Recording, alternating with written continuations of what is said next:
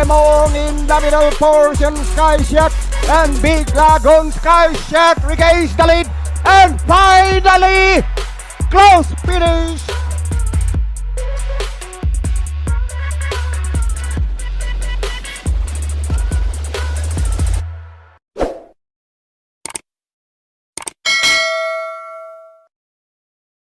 Good day bayang karerista, welcome back sa ating channel dito sa Karera sa Pinas. Muli tayong magbibigay ng ating mga kursunada, tips at analysis para naman sa magaganap na karera ngayong araw naman ng linggo, May 31, 2026, dito pa din sa racetrack ng Metro Manila Turf Club sa Malbar, Batangas. Magsisimula ang karera ng alas 3 ng hapon, meron tayong 8 karera, may 2 karera tayong paglalabanan sa 1600 meters, yung natitirang 6 may sa 1400 meters na. Meron tayong isang set ng winner take all, isang set ng pick 6, 2 set ng pick 5, isang set ng pick 4 at syempre nandiyan yung mga paborito nating exotics. Grabe, ang galing ng mga nakatama. 6 na ticket sa winner take all natin kagabi, 1.7 million. Sana all na lang talaga. Ang gagaling nyo. Sa mga di pinalad, ganyan talaga. Tapat-tapat lang, ika nga. Ngayong weekends, malay nyo tayo naman. Ngayong linggo, hindi ganun kakapal ang lineup natin. Pero bukod sa race 6 at 7, napakahirap na ng lineup. Magulo. At di malabong magkadihaduan tayo. Kaya kung may mga kursanada o silip kayong dihado, isama nyo na yan. Para tayo naman ang makatama ng malaki. Makatulong sana itong ating mga kursunada para ngayong linggo. Huwag na natin patagalin pa. Simulan na natin bayang karerista. Race number 1, start ng ating first set ng pick 5, races 1 to 5, isang 3-year-old na nabab maiden race group placers. Meron tayong 8 kalahok. First choice ko dito yung numero 8 yung si Red Miss, gagawin ni JMS Torque, last May 23 sa PJC na scratch yan. Pero nagnobato yan dito sa Metro Turf, nagtala ng 1 minute 16 sa 1200 meters. Ito yun nga, na-scratch to nung nakaraan, Yamado sana to nung barrier niya ito, dito yan tumakbo, kaya tingin ko mas gamay niya yung pista dito. Nanalo to nung barrier niya, nakapigil pa. Tingin ko marami pa to. Mukhang mainam tong kabayan na to. Ito ang first choice ko. Ang panigundo ko dito yung numero 1 si Maris Centuries, kagabi ni JT Pabilik. Last May 16, dito rin sa Metro Turf, nagnovato yan, nagtala ng 1 minute 15.4 sa 1200 meters. Ito naman tinalo nito yung kakwadra niya si Simply the Best nung novato run nila. Layo niya tinalo yun nakita naman natin, mainam yung Simply the Best. Ito matuli na kabayo. Tingin ko di pa din pinersa to baka ito ang tumalo. Ito naman ang panigundo ko dyan. Good luck bayang karerista.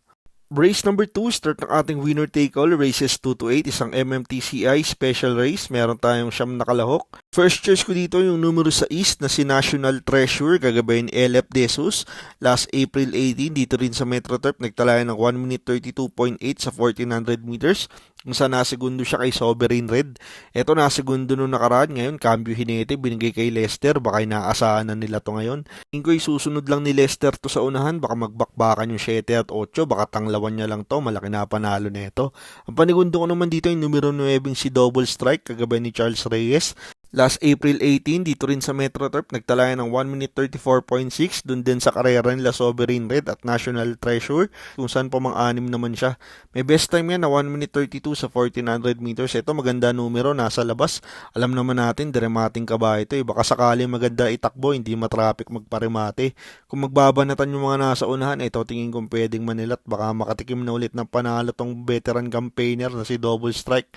Yan ang panigundo ko, pero magulong karera to, grupong lock po, magdagdag kayo dito. Good luck bayang karerista. Race number 3, start ng ating pick 6, races 3 to 8. Isa to sa mga featured races natin for today. 1600 meters ang distansya, MMTCI Summer Racing Fest Stakes Race 2. First Tanawan City Mayor's Cup in honor of Mayor Sonny Collantes, 4-year-old imported horses. Meron tayong 7 kalahok. Itong first choice ko, numero 2, Liz Cabianca, kagabi ni Jen Huco. Last May 22 sa PJC, nagtala ng 1 minute 9.8 seconds sa 1200 meters. May best time yan dito sa Metro Turf sa 1600 meters na 1 minute 41.4. Ito, nagagalingan ako sa huling 2 takbo nito sa kabila.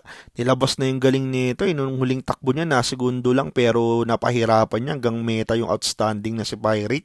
Itong grupo na to, ilang beses na siya natalo dito, pero tingin ko ngayon nasa kondisyon na to, baka talunin na sila nito. Matuling kabayo to, tingin ko kahit milya karera, kayang-kaya nito. Matapang yung kabayo Ito ang pang-primera ko. Ang panigundo ko naman dito yung diremating numero 1 Let Her Cook, gagabayin ni Patty Dilema. Last May 3, dito rin sa Metro Turf, nagtala ng 1 minute 40.4 sa 1600 meters. Kung saan natersera naman siya kay Baobab at Nananabubu.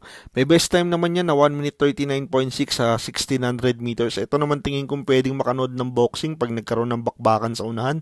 Pag binanata ni Nanana na Bubu yung dos, ito nakikita kong pwede makaremate. Angkop pa distansya sa kanya. Konting swerte lang kay Patty. Tingin ko ito ang tatalo kung sakali. Good luck bayang karerista. Race number 4, start ng ating second set ng Pick 5, races 4 to 8.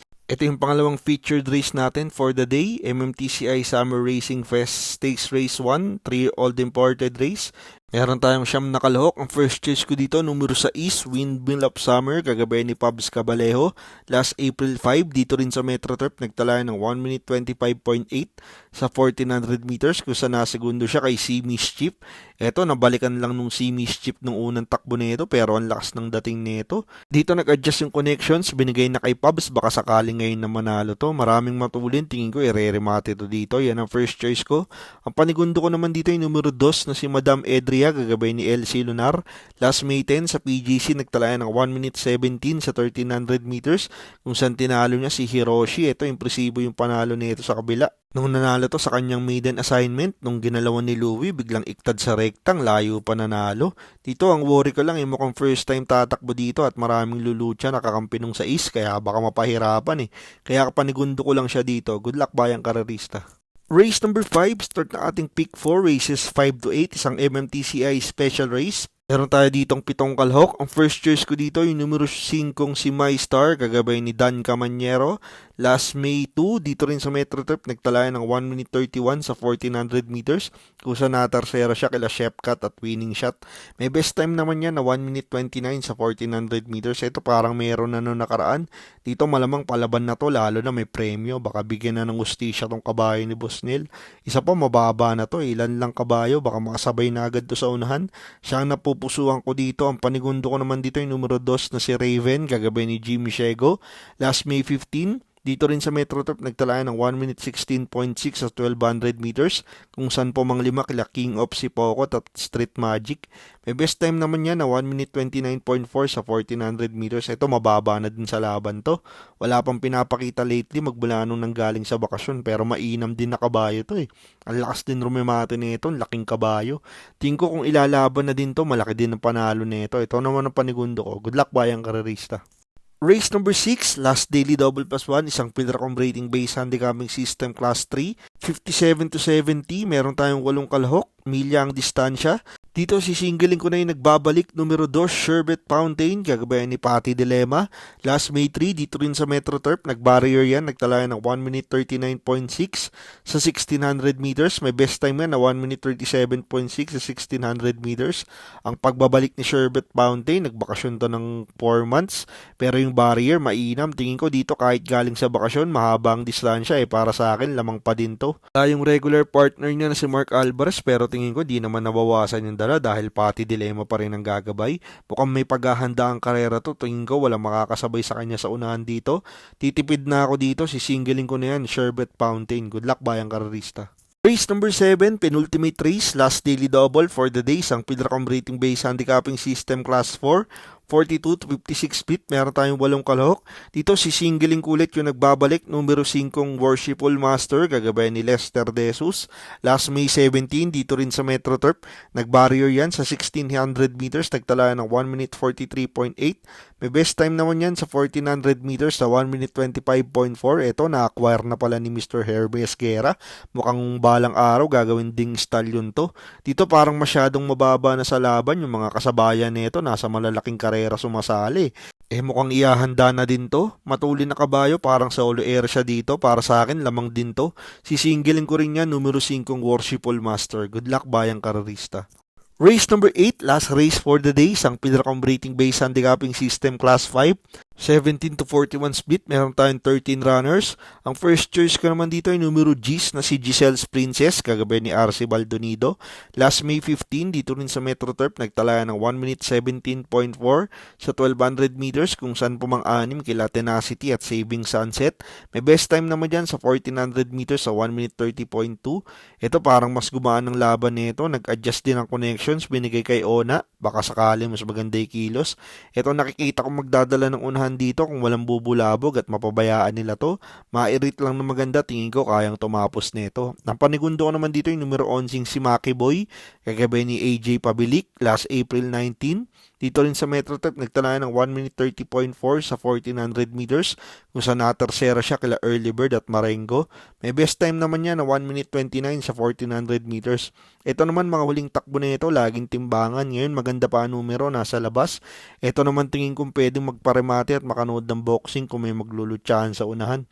Isa pa itong kabayo ni Boss Ivan Cruz, magaling to sa dihado. Baka sakali makadihado sila dito. Ito ang panigundo ko. Pero last race, paratingan, magulong karera ulit. Lagi nating paalala, magdagdag kayo para pag namumuro na kayo, mas malaki na ang chance ang manalo ng mga parating nyo dito sa last race. Good luck bayang karerista! At yan ang ating mga kursunada, tips at analysis para naman sa magaganap na karera ngayong araw ng Linggo, May 31, 2026, dito pa din sa racetrack ng Metro Manila Turf Club sa Malbar, Batangas. Lagi nating paalala, ito'y sariling aral at kursunada lamang. Pagdating sa tayaan, kayo pa din ang masusunod. Maraming salamat sa inyong patuloy na pagsuporta dito sa Karera sa Pinas. Makatulong sana ang ating mga giya at kursunada. Magsitama sana tayong lahat. Happy racing at good luck bayang karerista!